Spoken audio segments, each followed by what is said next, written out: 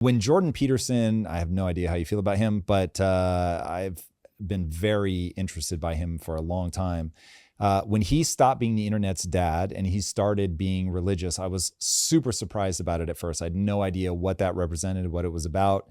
And then the more closely I looked at it, I actually started thinking, whoa, I think this actually is a continuation of that same thing. So first it's, the really basic stuff, pick up your room, like be prepared to carry your weight. And then it's getting into this more advanced sense of understand that religion is the ultimate meme medium by which ideas are carried to people. And so there's all this wisdom in the Bible. And then at first it seemed like he didn't really believe it was literally true, but thought it was useful. And then it seems to have gone to, no, I think this is actually literally true. And then I look at Candace Owens and the wave that she's riding around just really focusing on religion.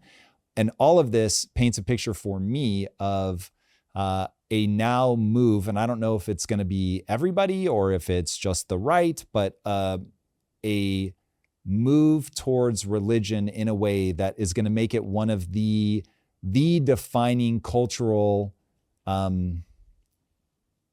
topics of the next, call it 3 years. David Pakman rants about religion after hearing Jordan Peterson's name as David Pakman speaks to Tom Bilyeu. And Tom Bilyeu brings up Jordan Peterson and his religious evolution. And David Pakman, being the progressive he is, you'll see really doesn't care for Jordan Peterson or religion. And I think David Pakman believes both of them are outdated. So let's check out the soy boy, folks. Do you see a similar move happening? And if so, what do you make of it? Well, it's less about whether I see it, but it's more about what the data show. And the Pew Religion Survey, Religiosity Survey, which is kind of the gold standard on this, shows people in the US continuing to move away from religion.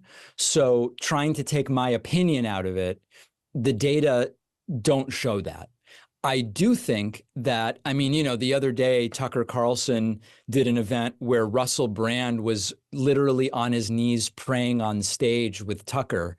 He was recently baptized and he found religion and all of this stuff. So I think that it's becoming kind of en vogue in a certain right-wing space right now to find your religion once again. It's not super interesting to me personally, but I don't see it. More people than ever identify as not religious in the United States. So I don't see that the trend you're kind of signaling is based in fact. Interesting. So I will repose what I'm seeing and see if this lands. So Okay. I don't have a sense of the total scale. So you have been very careful to get people to delineate the people that we know support Trump are 50% of the voting public. So cool. It is a subset that happens to be making this switch, but this subset is utterly fascinating to me. The fact that it's happening, the fact that this is becoming like, Candace's last check, she was either 2 or 3 on the most popular podcasts. This is obviously a core theme for her. It's one of the organizing principles. And so I look at that and say, there's something about this that's gaining a lot of energy. Now I have a hypothesis about what it is. I think this is really one of the big problems that people are suffering from right now is a lack of meaning and purpose. And I think meaning and purpose drives a lot. And in all of these, in the uptick in suicides, the number one word that you find is people saying, I feel useless. And so you have this generation that is really feeling unmoored. They don't have anything to attach to, and religion is providing them with that anchor point, not just morally, but just it is an anchor point. It gives them something to identify with, to hold on to, that is giving them something clearly positive. And so to me, it's highlighting is that lack of meaning and purpose, and that there is this ready-made thing that has lasted for God knows how many thousands of years, that has been able to transmit these ideas very rapidly. I feel like Jordan Peterson definitely would have been the dad telling David Pakman to constantly clean his room. And I can totally see David Pakman being the kid who just like wants to complain about his dad all the time, picking on him because he just wants to like do whatever, something stupid. But yeah, folks, Jordan Peterson has done a lot of good things. He's laid out a lot of good things in the Bible, in religion, things that we need. like actually to survive. And as Tom Bilyeu brings up, meaning and purpose, I mean, what is the offing rate, shall we say? What is the depression rate? What is, like, since records are kept, this is the most demoralized, depressed, you know, you get what I'm saying, etc., etc. It's ever been. And yet, David Pakman shows that there are trends moving away from religion, right? You get more people going crazy. I mean, the woke left doesn't want religion at all. Their religion is having basically no religion, you know, do as you please. But folks, I would argue, if anything, look, it's always been around. It's part of us. It ain't going away. And I see more people who are absolutely fighting against it in every single capacity. Usually their lives, I don't see them better. Like when I know people on both sides. The people who are more religious are more together. They got more family. They got more purpose. They're happier. Like generally speaking, they're all better off than the other ones that I know of. I mean, put in the comments whether or not you agree with that. Like, what have you seen in your experience? But that's what I see looking at. And also, in the back of your head, about 2.5 inches in from kind of the back corner, that's where you have a part of your brain that literally is wired for religion. It shows up on an MRI if they test it when they ask you questions about spirituality, religion, so forth. There's a specific part of your brain that lights up, and it's not the dream part. It's not the imaginary part. No, it's something else. So it's literally part of the hardware, no matter what. And I would argue that's why you see it everywhere in human history. It's just a part of you in some way, shape, or form. And then when you try to just gut that out of you, there's gonna be a consequence whether you like it or not. But put in the comments, what do you think about that? Leave a like. Let's get back in. So let's see.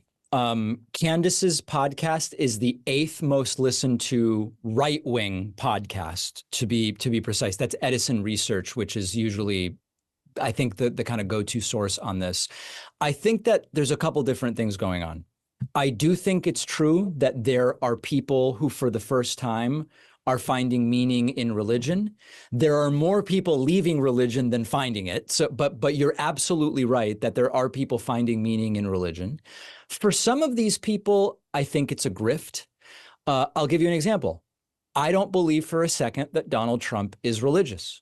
He hasn't been to church for 3 years. He last went to church 3 years ago. There was some political reason that he went.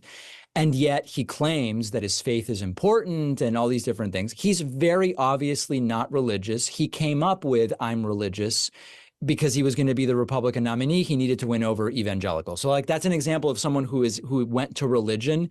It's a complete and total grift. I don't believe it for a second. There are some who, unfortunately, I think are struggling with mental illness. And sometimes you find a cult, sometimes you find a drug, sometimes you find religion, and sometimes you find a diet, right? I mean, sometimes people decide I either need to be eating only nuts or eating only persimmons or eating only fried eggs, and it's a substitute for there's a calamity in your life and you've identified the thing that is kind of going to fix it for you. For some people, that's religion. And then some people, I presume, genuinely, it's just giving them meaning and purpose. And that I think that that's fine. My view on this has kind of always been, I understand and really respect the evolutionary purpose that religion served, especially in the past. Robin Dunbar has written about this in a way that I think is really interesting to read about, and so have others. I think it's less necessary right now as we learn more about how the world works empirically. And I basically have no problem. Like, there's some people on the left who will say to me, David, how are you so tolerant of religion when it's like, how are we going to agree about global warming if you think that there was a boat built that had 2 of every species? And it's like, yeah, listen, it is completely incompatible. But to the extent that people just have they have their private religious beliefs, And with regard to what government policy should be, we're just talking about empiricism, science, and what can be demonstrated. I don't really care what they believe, in the same way that, like, yeah, flat Earth maybe connects to some other wacky stuff. It's not necessarily isolated.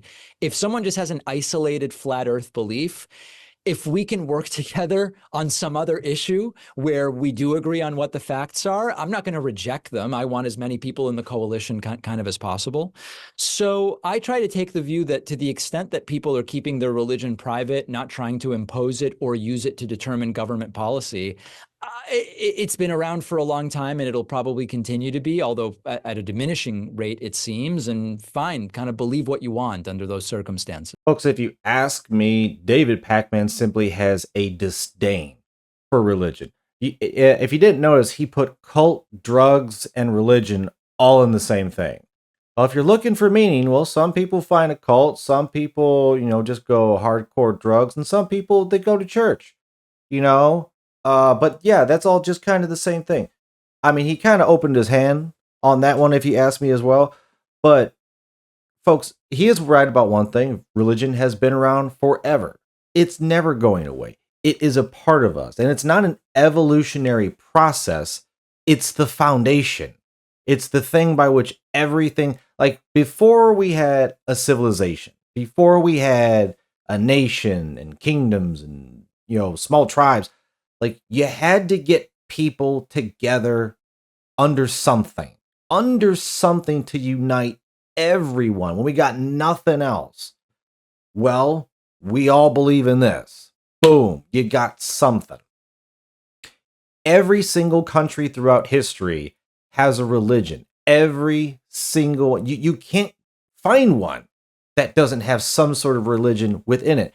That's what people are. And I also find it amusing that he wants to talk about it a process. For one, no, it's the foundation. You can't knock the pillars out of right from underneath civilization of what your social and moral codes and taboos and your mating customs and all this, everything that comes from that. You can't just knock that out and it's like, oh yeah, we'll be fine. No, you're gonna sink the whole thing. Like that's what they're doing. That's what this wokeism is. The same people like David Pakman who wants to accuse religion of, not following facts or whatever, but you can't tell me what a woman is. You believe men can dress up like women and do this. You believe there's this fluidity of identity. You believe that believing makes something true.